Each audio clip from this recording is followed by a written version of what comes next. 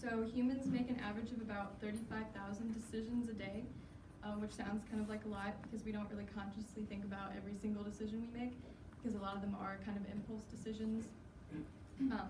But that's why using willpower actively can really influence all aspects of our life, because it affects things you might want to do, like exercising, saving money, not procrastinating, and just having a more productive lifestyle. And I learned about this a little bit in a psychology class, and then just did a little bit more research recently, so that's why I want to talk about it. And I want to explain the ways willpower is depleted, methods of strengthening it, and then how it works mentally and biologically. So the American Psychological Association definition describes it as the ability to delay gratification, resisting short-term temptations to meet long-term goals, as well as the capacity to override unwanted thoughts, feelings, or impulses. So a health psychologist at Stanford, Kelly McGonigal, she splits it up into 3 different components, which are the I will power, I want power, and I won't power. And these are all controlled by the prefrontal cortex, which is there. And the prefrontal cortex analyzes our thoughts and behavior, choices of right and wrong, and kind of like how we go through the outcomes of those choices. So the upper left, and that's all in the prefrontal cortex, but like the upper left of it is the I will power, which is how we begin or continue doing difficult tasks. The right side is the I won't power, which helps us resist impulses, and then the lower middle is goals and desires. And so I'm sure some of you might be familiar with Phineas Gage, who was working and then had a 7-inch tamping iron go through his head, specifically through his prefrontal cortex. And he actually recovered, but there were changes in his personality. So his physician, Dr. Harlow, said he became impatient of resistance or restraint or advice when it conflicts with his desires. So that damage to his prefrontal cortex kind of made it harder for him to balance those different things in using his willpower. Another kind of biological component, there's a term, ego depletion, created, the term was coined by Roy Baumeister. He describes it as willpower that draws upon limited pool of mental resources that can be used. So when your mental activity is low, your self-control is also low. And there was actually an experiment where people were shown pictures of having to choose between a sweet dessert food versus a healthy food. And when they were considering choosing the dessert, their ventromedial prefrontal cortex led up on an MRI.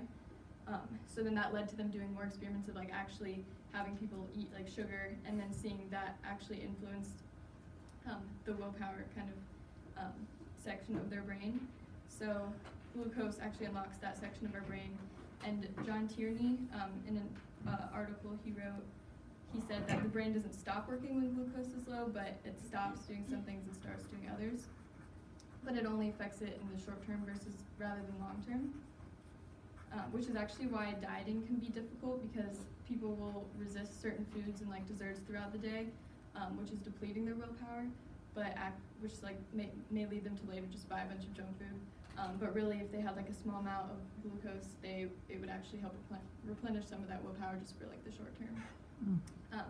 Another term is decision fatigue, which is the deteriorating quality of decisions made by an individual after a long session of decision making. So again, that article by John Tierney, Do You Suffer from Decision Fatigue? He talks about that's why people might take out anger on coworkers, or go and buy a bunch of junk food, or splurge on clothes after having some kind of stress in their lives. So stress leads us to act on impulses and kind of enter this reward-seeking stage. Another example of decision fatigue, there were 2 criminals who committed the same crime, and they had completed about 2/3 of their sentence.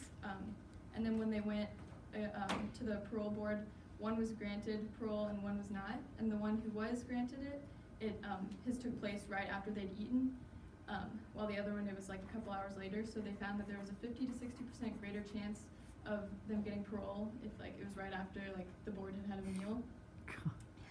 So, and it's not it wasn't really they were that conscious of it, but they're just kind of mentally drained, and they don't really know why, but they're not comfortable making a decision right then of that risk of this person could commit another crime. And then another thing that depletes willpower is self-criticism. So there was another experiment with Claire Adams and Mark Leary, They had a group of women who were dieting, and first they gave them all like donuts and a full glass of water to kind of give them this initial discomfort. And then half of them were brought away and they were told to think positively about themselves and that it's okay to kind of give in to temptations, and the other half wasn't told anything. And then later they were given, just like presented with a bunch of candy, and the group who was like encouraged ate 28 grams, and then the group who wasn't ate 70 grams. So it kind of showed that that guilt that they had was just, it made it harder for them to resist temptations later on. So like I said in the beginning, we don't really consciously think about our decisions, but ways that you can strengthen willpower is to become more self-aware. So try not to be distracted by stressful events, and just be aware of thought process and choices. And ways you can do this is meditating. So that helps with like focus, managing stress and impulses. And that's typically done sitting comfortably with your back straight and focusing on inhaling and exhaling and resisting urges to move. And in this, there was a study in the psychology of willpower where 3 hours of meditation showed better self-control and 11 hours showed noticeable changes in the brain. Other ways are exercise, specifically outdoors, which helps relieve stress, improve mood, and then just relaxing is another one. So reading a book, listening to music, taking a walk, because this accesses our parasympathetic nervous system, which is like rest and digest rather than fight or flight. So that also helps manage impulse behavior. And then lastly, you guys might be familiar with the Walter Mischel marshmallow experiment, where there were a group of kids and they were all they were presented with a marshmallow, and they could either eat the marshmallow then or wait 15 minutes to get two. And the kids who waited for the second one later in life showed like they had higher SAT scores and like better relationships, among other things. So just strengthening and exercising willpower can lead to happy, healthy lifestyle and better long-term goals, or like completing long-term goals. And then to quote Gandhi, strength does not come from physical capacity, it comes from indomitable will.